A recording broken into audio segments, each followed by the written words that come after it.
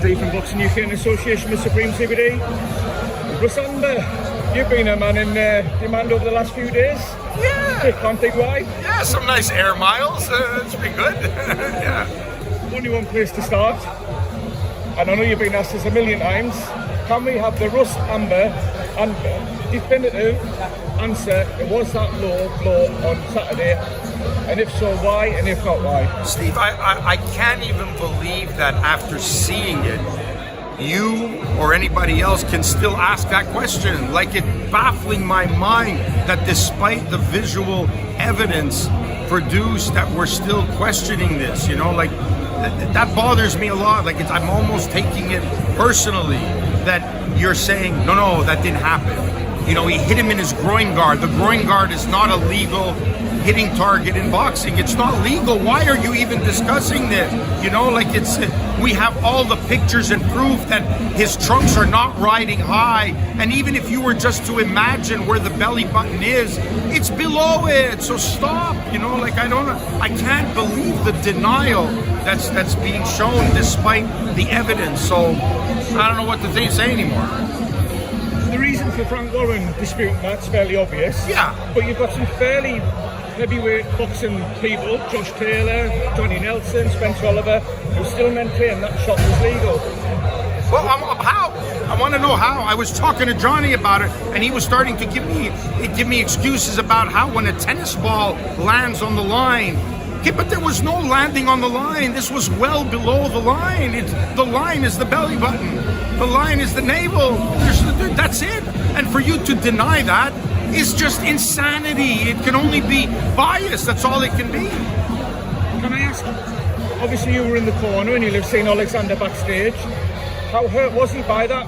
Yeah, it was a hurt shot. It was right in the bladder. He was hurt by it, you know, like it was painful. Wasn't winded. It wasn't the same like a shot in the testicles, but I think you could see it. It was just pain in an area that doesn't have a lot of protection. You know, the bladder doesn't have a lot of protection to begin with.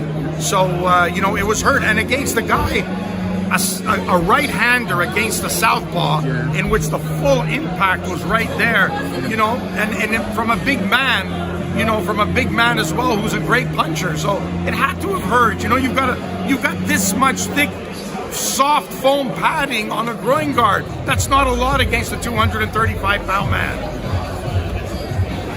Will you be in Alexander Usyk's corner for the next fight? I hope so. Why? Did you hear something I won't be? As far as I know, I will be, absolutely. Do you hope then that you're facing Tyson Fury's corner?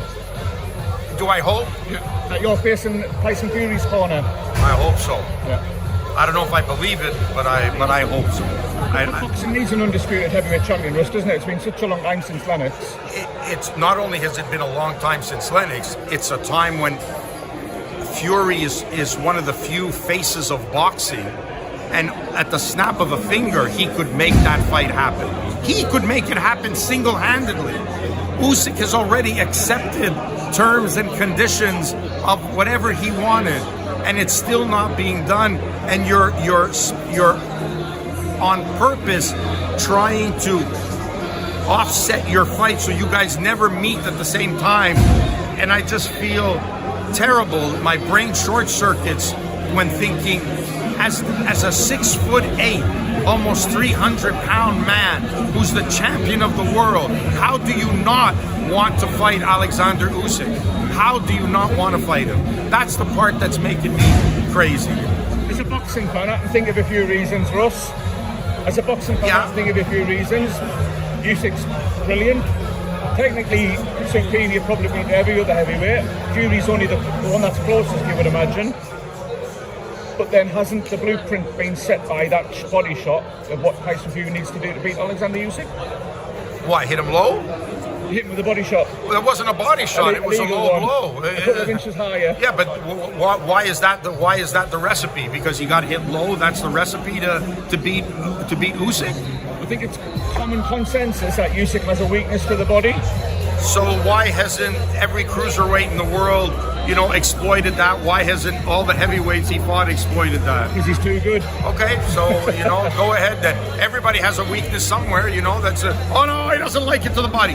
Are there fighters who walk around saying, hey, go ahead, hit me to the body? You know, I think that's just an insane way of thinking, you know, and to pretend you have the secret potion and the magic remedy to beat Usyk. Well, if you do, then step up and do it. But I mean, if every fighter thought the way you just said Fury might be thinking that he could lose, then we never would have had all the great fights in history where the two greats have fought each other. One of them is going to lose, but they step up to the plate to fight, and you deal with it and you live with it, and that's just the way it is. It doesn't matter. You know, in the long scheme of things of life, it doesn't matter. We're in a sport, somebody wins, somebody loses. You're the heavyweight champion of the world, you have a chance to fight the other guy who's a heavyweight champion of the world. Fight him. Fight him. We certainly don't get enough of those kind of fights, Russ Anber. Last one, can I ask you how this weekend goes? Look, I think, and I'll repeat this again, I've said it before, I'll say it again. Liam Smith is a throwback fighter. Liam Smith should be broadcast in black and white. You know, he should have been a guy fighting in the 1950s and 1960s, and he comes to war every fight he has. He comes to fight. He has a tenacity very rarely seen among fighters, and not just on one night, but consistently.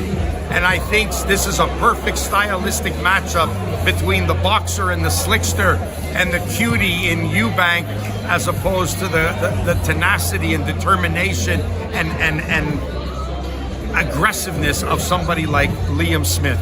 And it's going to make for a great fight.